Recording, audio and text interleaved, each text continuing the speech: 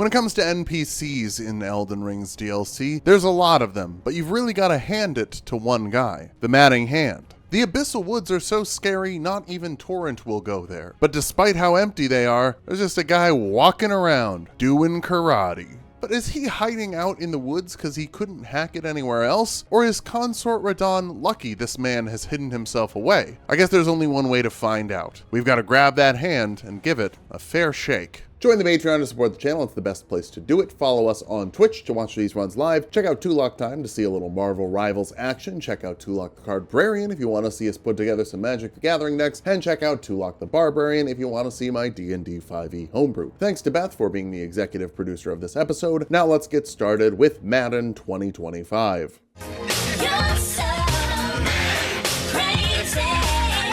Shoutouts to everyone else who didn't grow up on SNL because Mad TV reruns were on Comedy Central going on repeat all summer long. We're kicking it off in the Abyssal Woods on the back of the Raging Wolf run, but we're studying the Matting Hand first. Observing, scientific. Who is he? What does he want? It's just the hands and the basic Frenzied Flame spell. That's all he uses. Technically, that means this could be a secret starting class, but we already started here. For whatever reason, the Matting Hand uses the Good Fist charged attack, the one from the balls.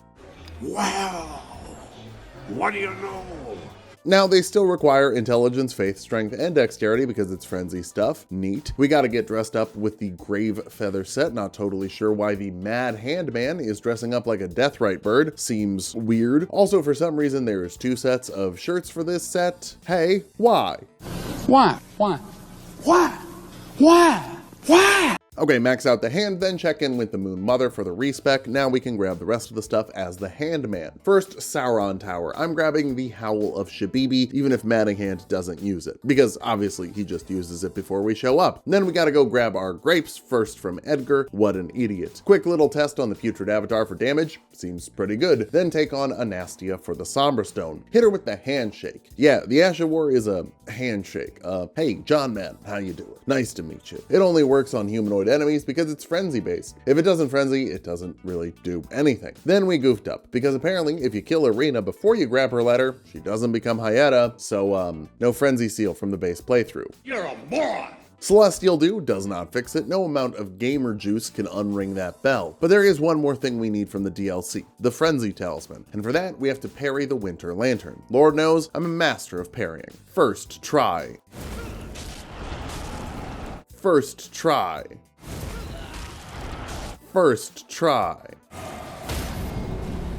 Nailed it. Our armor is so light we can actually get the Blue Dancer boost, so High Road Cave, don't mind if I do. Break the golem's legs and get 15%-ish more damage. You know, it's not an exact science. And for the seal, we'll grab the Erdtree one. I guess it's weightless and we've got the stats for it, sure. That's all we need to get started, but if you want to get started in the new year in a better diet, check out today's sponsor, Factor. That's right, gamers, this video is sponsored by Factor. Factor is the best meal delivery service, sending you food that is ready to eat in 2 minutes or less. Just pop it in the microwave and you're good to go. Lord knows I'm busy trying to manage 4 channels at the same time, so I can't be wasting my time running to the grocery store and cooking every day. That's what Factor's for. But Factor's flexible. If you're not going to be home, if you just feel like cooking for a little bit, you can change your order, you can change your delivery, skip a week, whatever you need to do. Factor understands. You're human. You know what else is human? Wanting to save money. Factor saves you from the takeout trap. Are you sick of seeing that $20 extra added on just because you had food delivered? It's baloney. Maybe your food isn't baloney, but the practice is baloney. And Factor saves you from that with meals that are cheaper than takeout. To get started with Factor today, head to factor75.com or click the link in the description. Enter offer code 50HEIGHT at checkout for 50% off and free shipping for your first Factor box. Remember, that is factor75.com and offer code 50HEIGHT at checkout for 50% off your first box and free shipping. Now, let's get back to shipping this build across the lands between. Take my hand.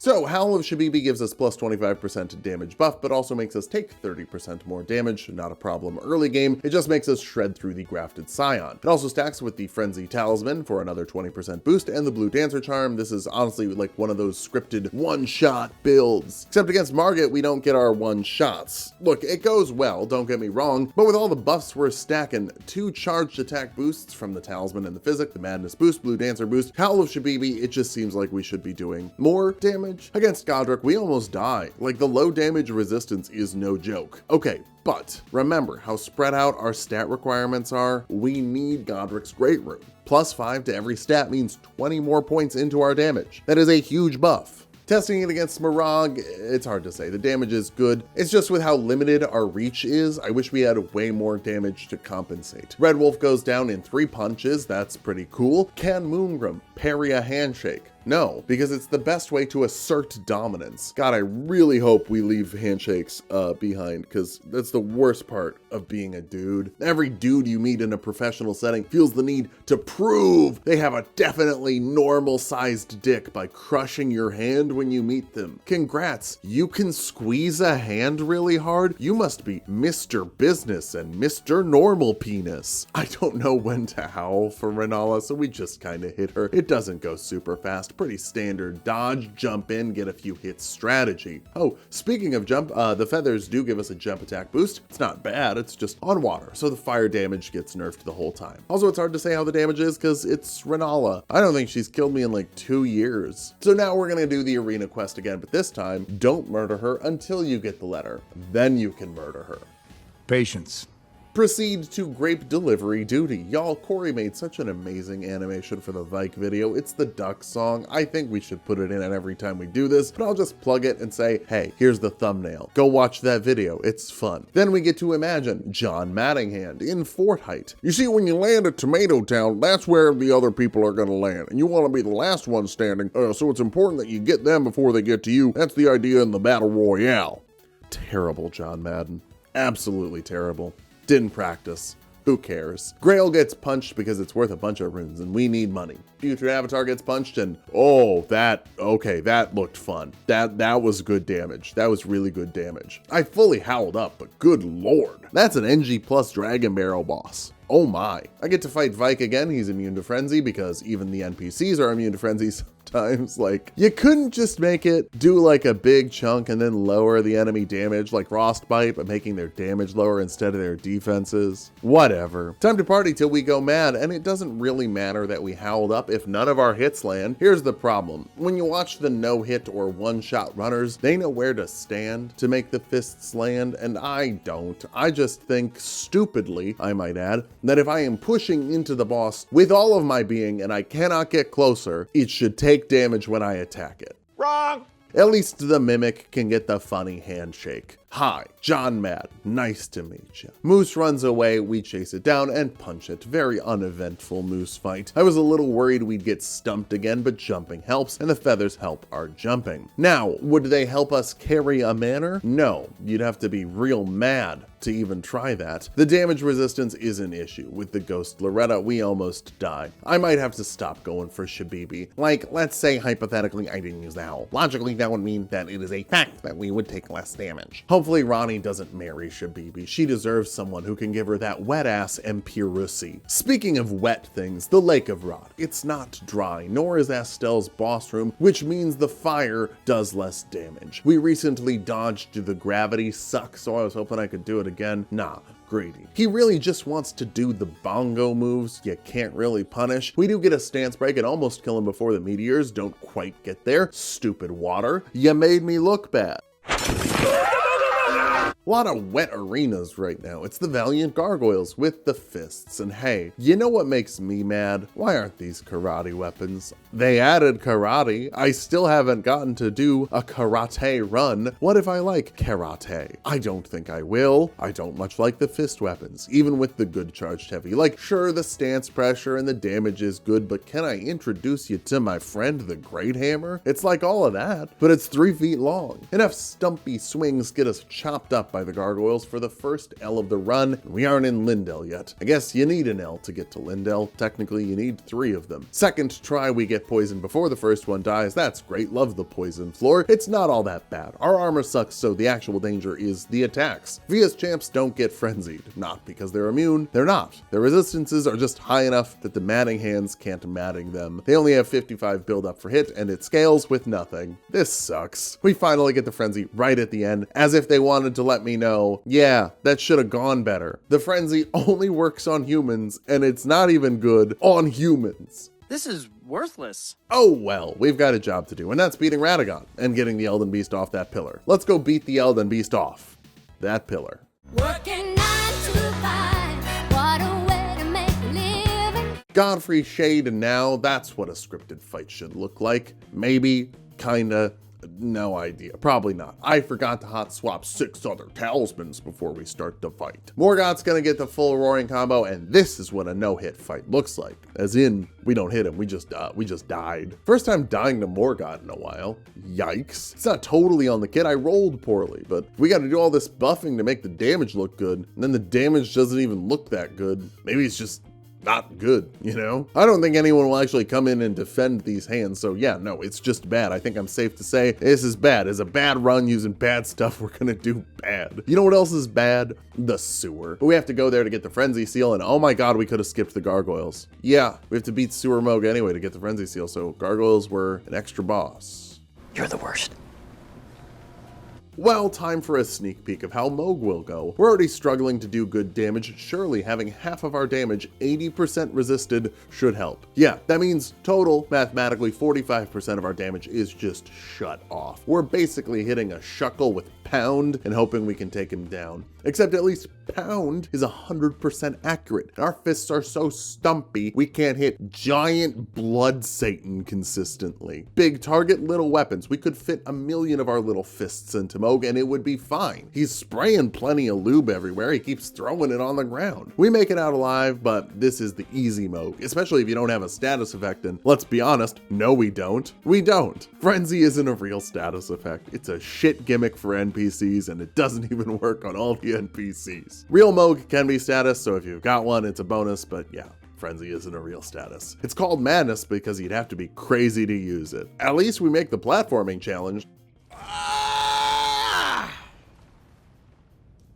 Fucking goated. I'm fucking goated, dude. Then get the good finger grippy and burn Hyetta's face off for a seal that boosts our frenzy spell. I'm sure we'll use it soon. I doubt it, but you never know. And gamers, I'll admit I might have made a mistake here because I know the frenzy shotgun spell. It's all right. It's not my favorite, but it's all right. The reason we're not using that is because we kind of need 4 other stats to make the hands work. And I know the frenzy shotgun couldn't handle Moog specifically because it's all fire damage. And that would have been too hard. There are other bosses I also think it would be bad against, so we can't really use it because we'd have to invest in mind and we can't spare a bunch of blue flasks either. It's really not even all that focus intensive, it just requires an amount of focus to use. So if it's the only damage option, that really won't work. Maybe if we could do this again with a level 300 character, I'd feel differently, but unfortunately, we have to choose. Are we only gonna use the fists or are we only gonna use the shotgun? And technically, for that, I think the fists are better. They don't have a very good ceiling, but they have a lower floor. For Dem lands, we got the Madness boys, so let's talk about mental health and God, I don't know, maybe do anything about it. Like, we need to erase the stigma of men going to therapy. How about we erase the cost of going to therapy first? I'm sure there's a lot of dudes who feel insecure about talking about their feelings or whatever, but they maybe might feel better about it if it was something they could even consider paying for. It's cool that you mandate mental health coverage be covered by insurance, but insurance sucks. How about doing any checkup on whether insurance companies are doing a decent job providing the coverage they are supposed to and not just denying that coverage? I know this is the Fort Demlands bit, but if Donnie T wants to make that a priority for his administration, sick. Do it, dude. I'm gonna hit the fire giant with the fire hand. Just realizing now that we could have the same good R2s and probably better fire damage with just like a fire infusion on the balls, flaming strike. Yeah, we have the handshake, so that's restricting. Speaking of, let's hit the fire giant's hands and then hit his eye and then hit his mad taint. We really put the mad in mad taint this time. Godskins are fun. I don't talk about this enough, but playing the game over and over again, this is the fight that stays the most fun. And no, I have not succumbed to the madness. You just gotta succumb to the summoning Bernie. It's so fun to do this fight if you just summon Bernie. That solves it. Everyone says this is the worst fight, but no, it's just not supposed to be a gank. Get a buddy. We get a full howl combo off behind the pillar, so our damage is cracked, even if we take a lot in return. But with Bernie evening the numbers, we get it done easy peasy. Now, Malekith is pretty miserable with short weapons. So miserable that I'm pretty well versed in it, and just get in there and it goes fine. Hattie going for a second. Gideon can be hit with the, "Hey John man, how you doing?" But then we have to get close enough to hit him with the fists, and they're not long enough to do the walk forward hit R1 strat. So with the madness run, we flop to Gideon. You must be so embarrassed! Yeah, he's weak to madness, but you know what else he's weak to? Damage. You can just hit him with some Krieg bladed iron balls, he'd die before he moved. Godfrey goes much better. He's a big old body that we can just hit until he doesn't move, then crit into oblivion. Same with Radahn. Honestly, maybe that goes even better. He is super weak to fire damage. So Gideon ends up being the hardest boss so far. Everything after him just sort of folds over like paper in our hand. Hopefully, the super bosses will be the same.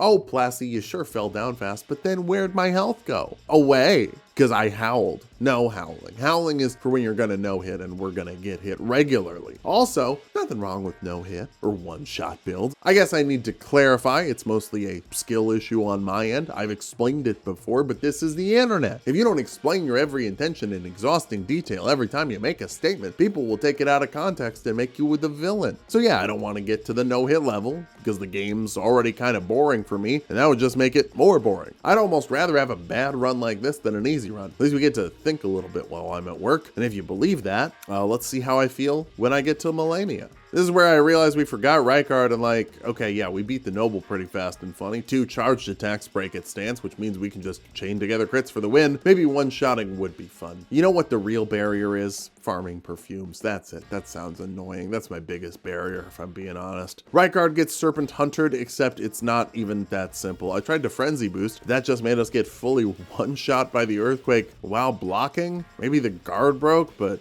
oof. Also, Howling makes us lose magic, so that means no Great Serpent Hunt, and yeah, no, not doing that. Nothing unique or interesting about this one. Just use the Serpent Hunter. Corey, skip it. Now, Fortis Axe, there's a boss. A good boss? Not really, but it is a boss, and we fight it diligently by running up to the toes and attacking it. All great runes. That'd be a great category, wouldn't it? We'd still have to do Morgot and Melenia, just drop 40 and Plasty, because we'd still have to do Rykard too. It's fine. Niall and the goons get gooned with our icky hand, and then we get another hand that would probably be worse to goon with. Sorry, that's disgusting. I ended a sentence with a preposition. A terrible thing to end a sentence with. Yeah. Hey. Penguin Noble, meet Hot Hand. Hot Hand is super effective against a flying ice type. That's Pokemon knowledge. Now remember how Sewer Moog was easier? Yeah, he was way easier. Real Moog is worse for a few reasons. One, losing 3 flasks mid-fight. Just pretty bad. I could get the Eleonora tier.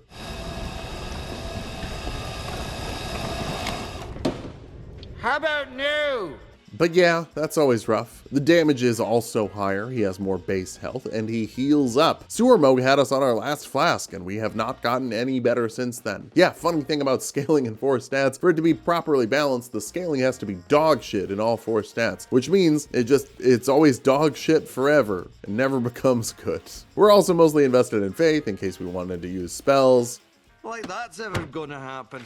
The final issue, Phase 2 Moog gets mobility. We whiffed Phase 1 Moog a few times, but we really whiff Phase 2 Moog. Oh, and the Splatoon. Sewer Moog puts a little blood on the ground, maybe it sprinkles, maybe he does the toss. But Phase 2 Real Moog makes the whole arena a bunch of blood fire. And we don't have any robustiness because we're cosplaying the Birds of War from It's Always Sunny. And all of that adds up to, oh yeah, sorry, yeah, we'll do the clip. Sorry, Corey, get the clip?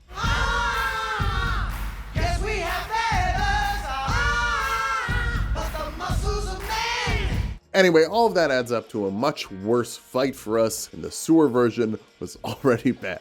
Finally, it all comes together about 15 minutes in. Okay, maybe I'm just a baby and it didn't take all that long. Howl, then pound. As long as we don't whiff, we can get him really low before he starts chugging. He hits the full 360 after the phase transition. Very cool. And we're able to keep the pressure up to get another crit. Then one more almost kills him, which, by the way, all of these crits, it's good that we get them, but it's also bad because dude should be dead by the time we're getting all these crits. Still counts, still a win, just a rough one.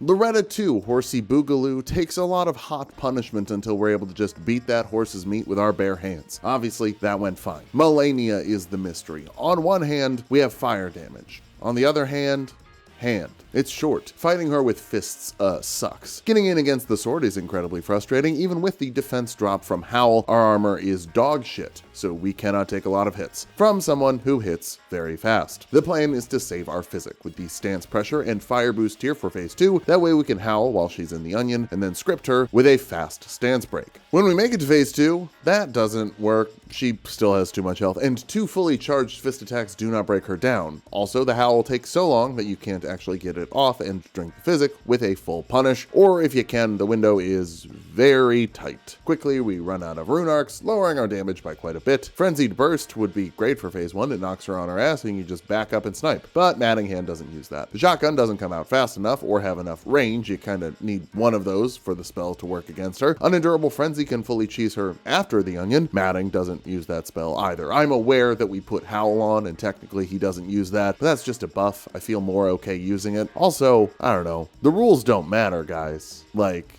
you gotta give up on that crusade to make me care about the rules. They're weird and wonky, and they're kind of just whatever I feel like. Eventually the strategy works, we get the stance breaks and get it all done. It took about 45 minutes all told, so I think that's something I really do get to cry about a little bit. It's my weird cosplay run, and I can cry if I want to. It's not like they'll get better in the DLC. It gets better. It gets better. It gets better. It gets better. But it doesn't get better because the hands are cracked. It gets better because I give up. Or I don't, you know what? I already know this is fucking D tier, maybe F tier. What's the Mimic gonna do? Yeah, fuck it. What's the Mimic gonna do? You know what the Mimic tier is also gonna have? Our terrible fucking armor. You know what else the Mimic's gonna have? Our terrible fucking build. Oh yeah, also, it doesn't even get that much better. At this point, I'm not concerned with making these videos good for the tryhards who hate me anyway because they hate me anyway, you know? I'm not the good at the game guy. There's other good at the game guys people can watch when they want a good at the game guy video. I'm the alright at the game guy who writes the scripts people like, who grabs the clips that people like, with the mustache that people like. There's plenty of reasons people like me, and the people that like me don't like me because I'm making the game an honest challenge. They like me because I'm silly. So from now on, if the run doesn't have a Spirit Ash, yes it does. Wrong. If the spells are trash, I'll just stop using them and respec to use the weapon. If we're getting stomped because we don't have the armor, we can just buy the night set from the Round Table Hold. This doesn't have to be torture every week. It can just be, you know, slightly unpleasant every week. So let's fight the Dancing Lion and die over and over again before trying the Mimic, and then die over and over again, even with the Mimic. Yeah, the Spirit Ash doesn't make it free, especially when the Spirit Ash is an idiot. Howl of Shabibi does damage. Not a lot of damage, but it does damage. Mimic registers that as an attack, which means not only does it not contribute very much damage, he's also making sure that he always has 30% less defenses. You're dumb as bricks, ain't you? So, time to make the whole thing more accurate and put that terrible spell in the trash. Yeah, it's terrible. I'm saying it, 20% more damage is neat, but it ain't worth the damage penalty unless you know you're scripting the fight. And if you're at the point where you're scripting fights, why are you looking for advice on spells to use? It's like Jimi Hendrix looking up a guitar tab for Soul Sister. Anyway, without the damage resistance penalty, Mimic almost bites it to Rolana. Our armor is bad, so his armor is also bad, and he's gonna die fast. We still get the win because having a second person helps these hands so much. It distracts the boss so you can hit with the good charged heavy and use the full charge. Piggy needs the hot hand. Can you cook pork by setting your hand on fire instead of using an oven? Maybe. If this video gets 20 likes, I'll try it. Again, that's a lie, because I can lie here as a goof. We're going in with no physic, not for an extra challenge, but because I drank it to get damage resistance for the rest of the level and forgot to rest at the grace. Sometimes I make the game harder for myself. Whiffing the giant pig monster feels bad, but we're still doing okay. He really likes the suck ball in phase 2, and hey, who doesn't like suck balls? Oh my god, I remembered to talk to Ansbach. Everyone clap. Probably don't. You're watching this with your roommates in the other room, or at lunch with your headphones in, or in the stall next to someone else. Any of those scenarios wouldn't be great to start clapping. Maybe the stall. Like you're not gonna clap for a 10-point dive when you drop your kids off at the pool? Ancient Dragon Man gets the hi. John Man, how you doing? Nice to meet you. Technique twice as we head up to Charo's Hidden Rave to head down to the Cerulean Coast. Let's do everything to summon Jolan and then get to the Mesmer fight, and hey, Where are you? yeah, she doesn't show up anyway. Fine. Let's fight Mesmer with the fire weapon. He's got the fire giant 50% resistance, not the Rykard and Moog 80% resistance. And we're still getting cooked, don't get me wrong, just it's not that bad. The NG plus damage is just no joke coming from old Mesmer. Even without Shabibi ruining our defenses, they're already ruined. It's like putting pineapple on a pizza that someone already threw up on. Yeah, it might not be your favorite topping, but dude, there are bigger problems. Once we get a run with the stance pressure working properly, we squeak it out and level up. Looking at how high our level is for how pathetic we are in every way hurts my heart. Jory ends up going okay, and thank God, because I was really worried a gank fight would be rough with these things. But then I have a genius idea. Since the Matting Hand gives you a buff after Frenzy, let's go grab a second one. Then, when we use Howl of Shabibi to make ourselves mad, it will buff us 3 times. I'm a genius! Except, hey genius, count your hands. One hand has the Matting Hand. The other hand has the seal to cast Shabibi. Where were you planning to put the second Matting Hand? Gonna slap it on your dingus? For a dingus hand, is that what you want? Everyone's saying, hey look, it's John Dingus Hand, the only guy who can take a piss and juggle at the same time. It's been a rough run, everybody. Midra time, he thinks he's the most iconic madness character in the DLC just because what? He is? Well, the double hand strat will actually work here as long as we let Midra frenzy us. That's kinda neat. I even do it intentionally. I'll do it later in the fight too to get stronger. Really makes the punches hit pretty hard. That's neat. It's a little bit, alright, kind of a fun fight. We could use a fun fight. Fire should help us burn the flower down based on my experience working at a botanical garden, and also my experience getting fired from the botanical garden, and also my pending trial for arson of the botanical garden. It's fine. I'm not even trying to hit the head. A few strokes of our hand on the base are effective, even if we need to use our hand a little longer. Right at the end, when it explodes, we touch the head a few times for a nice finish. Fun fact, this could have been a putrescent night run if I chose that, but I thought it would be worse, because somehow the stat requirements for that are even more demanding than they are for the mad hand. Yikes. We'll see if that's true next week, because I got curious about how dog doo-doo this run was, to see if that one would be more dog doo-doo. Anna gets a handshake before a hand gets to fight fingers. What is this world coming to? Medir is thankfully a big enough target that we can really not whiff her. Just get a big full charge attack off over and over again till we get the big win. Romina is weak to fire, so that goes pretty fine, even if we miss a few times here and there. Big stance pressure too, really helps squish the bugs when your hands are on fire. Letta in the gang, hope you're ready to shake hands. It works okay until their resistances go too high, and then it doesn't work as well. We just gotta punch people. Also, for some reason, it costs mana to stick our hand out for the Ash of War. Not really sure why. Radahn time. I bet it will go great. First attempt, we get a stance break and then back off to bring the Mimic in. Somehow the damage seems better than the Godslayer Greatsword, which actually, hold on, community member Blossom checked it out.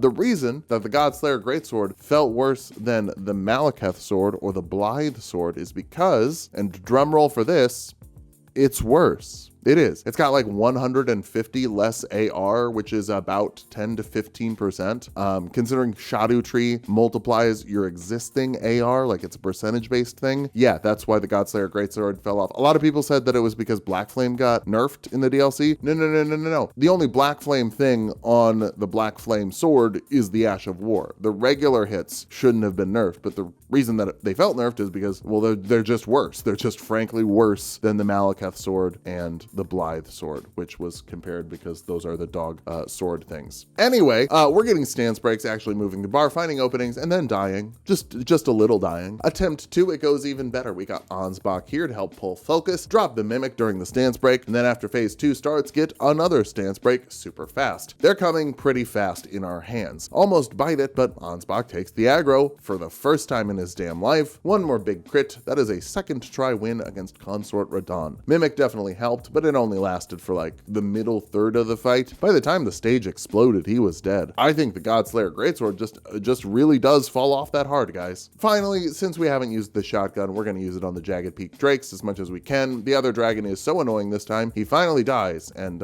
honestly, good. I'm glad. Shotgun laser does a lot of damage in a big area, so hitting dragons with it works well. Veil doesn't actually end up going that great. I just quit out and start again. Try hitting that shotgun on the big body dragon, it goes a lot better when we run out of magic and then just start punching. So, you know, take that as a review of the spell. I'm teasing, it's a fine spell with situational uses. The hands are always pretty bad. Spiked balls and iron balls with flaming strike, or just a flame infusion on Craigblade. It's another unique weapon that's not worth trading out the flexibility for a unique Ash of War because the scaling is so much worse in this case. Only other difference is the Queen's Black Flame and Malekith's Black Blade do some good stuff if you can land them. They're just too slow. The Frenzy Hand Spear is slow, stumpy, and doesn't do anything. It's a failure across the board rather than just being like a little too slow to be useful. D tier. This is bad. Putrescent Knight next because I feel like it'll be worse. It's just totally naked. Is reach really that important? Also, does the Putrescent Knight even have reach? Find out next week. Thanks for watching. If you like the video, follow us for more. We're making new videos all the time. Join the Patreon to support the channel. It's the best place to do it. Follow us on Twitch. That's where we're going to be streaming these runs. Check out Tulok Time to watch us play other games like Marvel Rivals. Tulok the Cardbarian to see me make some commander decks in EDH Magic the Gathering. And Tulok the Barbarian for some 5e D&D homebrew. Thanks again to Beth for being the executive producer of this episode. We'll see you next time.